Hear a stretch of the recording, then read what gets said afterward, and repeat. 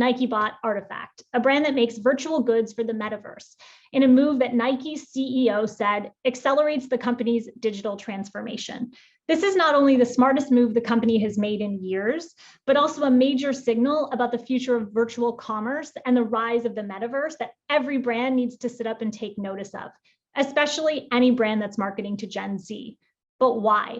Well, I'm going to dive into 3 key reasons in a minute. But first, what's Artifact?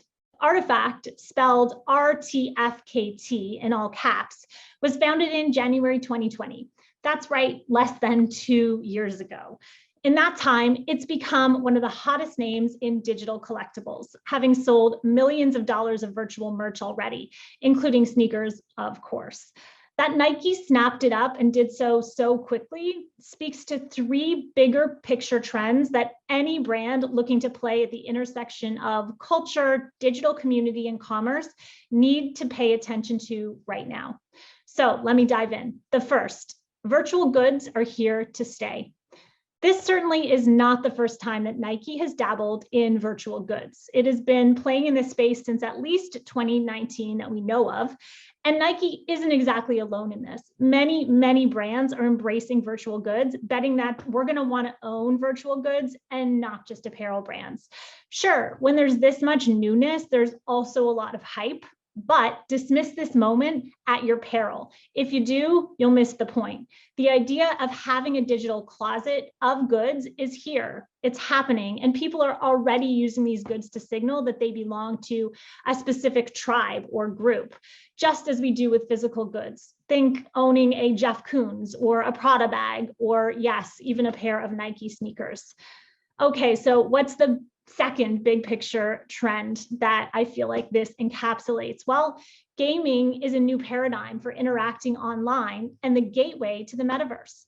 In the press release announcing this acquisition, Nike CEO said that this move allows us to serve athletes and creators at the intersection of sport, creativity, gaming, and culture.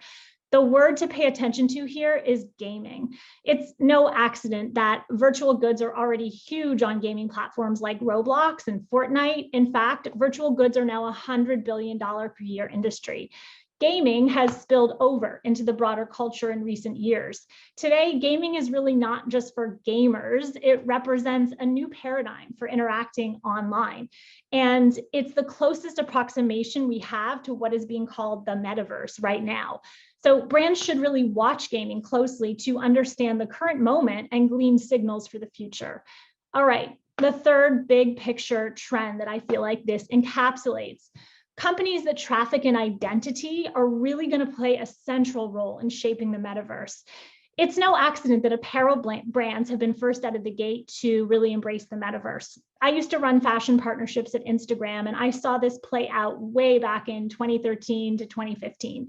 At first, Instagram was really seen by many in fashion as a kind of a toy, a fun diversion. But what the fashion influencers and brands who jumped onto the platform early understood was that it was shaping a new kind of vernacular, one that would really shift how we consume in ways we're still just starting to comprehend. The same thing is happening today, but this time fashion is going to play an even more central role because it's the industry most responsible for shaping identity. And the metaverse is going to be a dominant mode of interaction. If the metaverse is going to be a dominant mode of interaction, how we represent our identities visually is about to become a whole lot more important. I say this even though the fully realized version of the metaverse is still a long way off, and the people building it still can't seem to even really understand or agree on how to define it. So what might we expect to see down the road from Nike's acquisition of Artifact? Well, there are limitless options, honestly, but here are a few. We could start to see virtual goods used as, say, passport-esque items to exclusive Nike branded experiences, both real and virtual, like say an NFT that gets you access to Air Jordan drops or courtside seats at games. Nike has already perfected the high heat drop model, so you can see how that gets even more interesting when you layer in virtual perks. Think of it like a next gen fan club available to virtual good holders.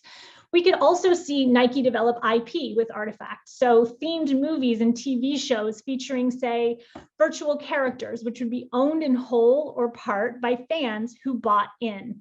There are so many options here, honestly, but the key is to understand what's really, really going on and to figure out how you can embrace it.